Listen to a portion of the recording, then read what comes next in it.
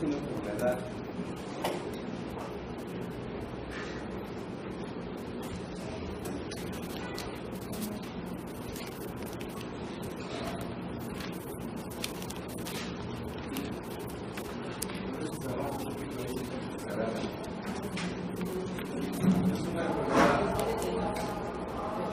Para lo cual tenemos que aprender algunos conceptos básicos.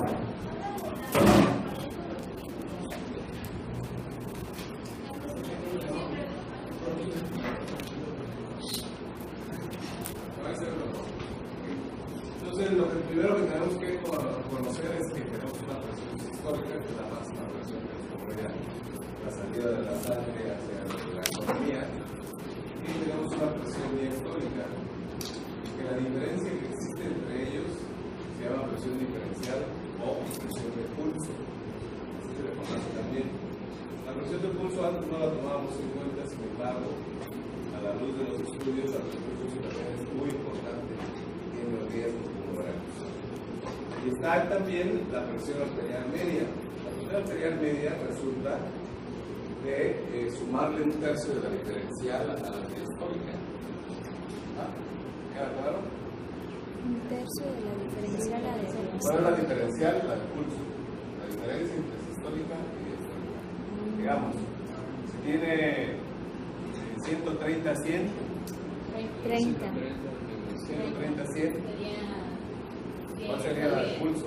30. Un tercio, la vamos a sumar a la diastólica. ¿Cuál? ¿Ah?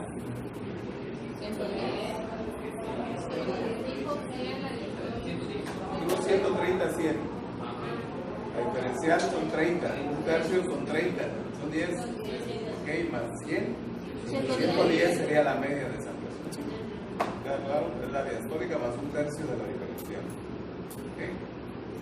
Entonces, ese es el punto. Conforme la presión arterial va incrementándose en el límite de mercurio, las cifras que presentan tanto en hombres como mujeres o como en presión diastólica como sistólica van incrementando la mortalidad. Esta es aquí el riesgo coronario. Si entre más presión tengamos, mayor será la incidencia de problemas coronarios, ya que es un factor de riesgo muy importante para sufrir la enfermedad, al igual que lo de la diabetes, al igual que lo es tabaquismo,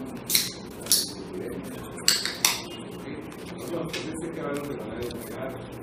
No se va a tratar de la presión y dejar de ser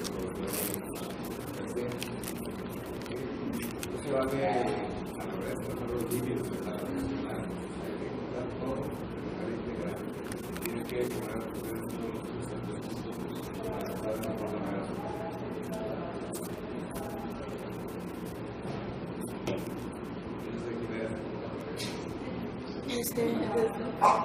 La hipertensión arterial básicamente se clasifica en dos grandes grupos,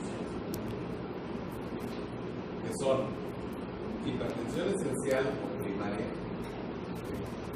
y la hipertensión secundaria. Primaria y secundaria son los grupos más importantes de la división.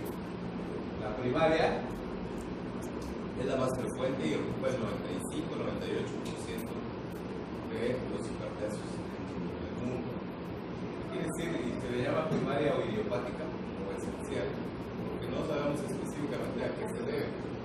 Sabemos que existen muchos factores que intervienen para la progresión de la enfermedad, como son la obesidad, el tabaquismo, la lipidemia, el sedentarismo, etc. Y algún papel que juega la herencia también, aunque no es específicamente relacionada. Se cree que nada más un 30% de influencia reciba la herencia, porque hay hijos de padres no hipertensos que lo desarrollan y al revés. Hay hijos de padres hipertensos que nunca desarrollan la hipertensión arterial. Por lo tanto, es eso. La secundaria quiere decir que hay una causa secundaria que establece el diagnóstico y por eso es que hay hipertensión.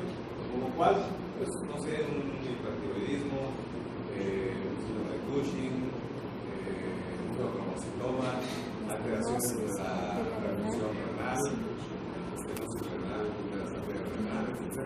siempre hay algo que está haciendo. Esto generalmente es en jóvenes, ¿no? Los jóvenes, porque presentar hipertensión arterial a los 30 años no es común. Entonces hay que buscar un poquito más a fondo la posibilidad de que sea una hipertensión secundaria de acuerdo a la edad. Sí, bueno, bien sabemos que los pacientes arriba de 50 años, la mitad son hipertensos. La prevalencia, ahorita vamos a ver, está alrededor de 25-28%. Bueno, puede hablarse de no complicada, etcétera, pero la definición más importante es esta. Y luego puede haber hipertensión sístolo-diastólica, es decir, que las dos estén altas. Puede ser que solo sea sistólica aislada, que es la más común de los ancianos. Son pacientes que tienen 180-80. La presión de abajo está normal, pero la presión sistólica está elevada. Esa se llama hipertensión sistólica aislada. Podríamos decir que la hipertensión secundaria es curable, sí, en la gran mayoría de las veces sí, pero no todas. Pero sí, atacamos la causa y entonces vamos a ver. Entonces, la sistólica aislada decía es la de los abuelitos, y es cuando se descubre que la presión del pulso tiene que ver para riesgo cardiovascular. Porque son los pacientes que les digo 180-80. ¿La cuál es la diferencial? Es decir, 100. 80, 180-80. 100, perdón, no, 80. La diferencial 100, perdón, 180, 80.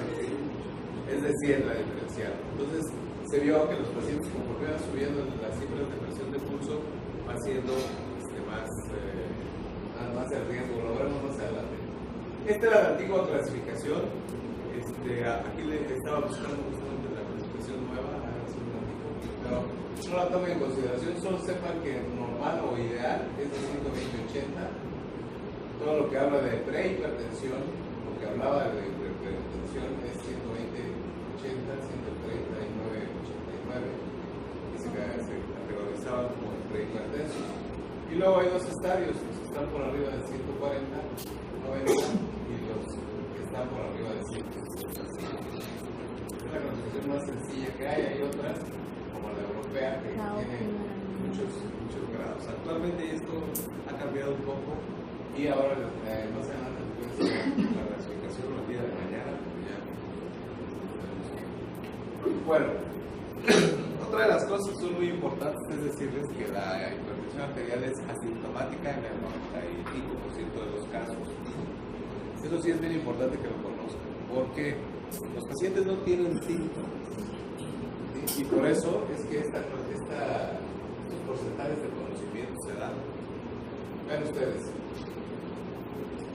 Los que saben, esta es una población de la lista del ISSSTE el 1 de octubre en México. Dice, tienen conocimiento más o menos como el 60%. Estamos hablando que el ISSSTE va a los maestros, ¿no? Sí. La burocracia federal. Entonces, estamos hablando de más o menos del 65%. Vean ustedes en la encuesta nacional de salud, cuando ya se engloba a todos los hipertensos, se cae al 40%. Es decir, que aquí esta población pues es médicamente más culta que la población general. Entonces tiene 40. ¿Por qué no saben que lo tienen? O sea, el 60% ignora, el 60% de los hipertensos de este país ignora que son hipertensos. ¿Por qué? Porque nunca se han tomado la presión. Luego, de los que saben que son hipertensos, que son los amarillos, solo la mitad tienen tratamiento. ¿Por qué? Porque como no sienten nada, ¿para qué van a gastar? Es que lo tienen que comprar. Yo me siento igual, no lo estoy envenenando, los medicamentos crónicos son malos, etc. ¿Okay? Entonces, o el médico no le dijo que lo tenía que tomar de forma continua. ¿Sí? Tomó una cajita y pues, se sintió mejor. Ya, luego sigue hipertenso para el resto de su vida, ¿no? Y ya lo van a atender después como un EBC, como un infarto, como una insuficiencia renal. Entonces sí es muy importante decirle a los pacientes que deben tomar en forma continua su medicamento. Entonces solo el 20% Y de este 20% que toma los medicamentos, solo un 5% está realmente controlado. Porque no hay que darle nada más los medicamentos y ya. Hay que asegurarnos que el paciente descienda sus cifras de presión a las normales. Muchos pacientes toman, y lo vemos en la clínica, ahí en la clínica, lo vemos, llegan y están tomando su captopril una al día, cuando el captopril tiene una vida media de 8 a 12 horas. La mitad del día está disponible. Entonces eso también tienen que saber cómo actúan los medicamentos y cómo deben de indicarse. ¿Ok? Entonces es algo muy importante. Luego llegan, están tomando sus medicamentos y tienen 170, 110. Y ellos están contentos porque están tomando sus medicamentos. Y como no tienen síntomas, pues están controlados según ellos. Entonces, sí es muy importante que le transmitan esto que yo les estoy transmitiendo a sus pacientes. Decirle, no hagan pruebas, luego hacen pruebas. ¿Cómo me siento sin el medicamento? Bien. Se sienten bien, pues la presión no la normal. Entonces, sí es importante tener esto. Vean ustedes, este estudio es, conforme más presión tenemos, pues más la curva se va haciendo hacia arriba en cuanto a la mortalidad.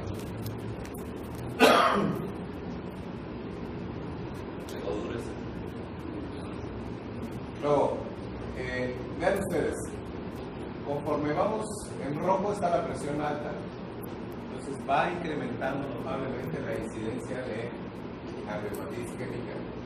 Puede ser por 100,000. Vean ustedes, presión elevada es prácticamente casi el triple que los que son normales. Esto predominantemente es más incidente en hombres que en mujeres. Pueden ver, sin embargo, las mujeres se comportan de la misma forma.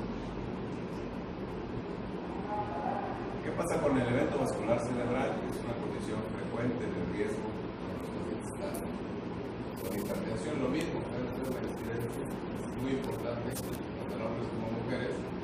Vean ustedes la incidencia en amarillo en los pacientes que están limítrofes y los que están normales tienen alrededor del 5% de posibilidades de sufrir una el cerebro vascular por la persona. Entonces, ¿cuál es la prevalencia de la hipertensión arterial? El 30% de los mexicanos, estamos hablando de 30 millones de mexicanos, son hipertensos, por lo que ahí es negocio. Entonces, el 30% de la población es hipertensa. ¿Hay diferencias? Sí hay diferencias. Los estados están más pegados a la influencia de la sal, las hamburguesas, etc. ¿Saben cuántos gramos de sodio tiene una hamburguesa? Una McDonald's, ¿cómo se llama? La del Rey.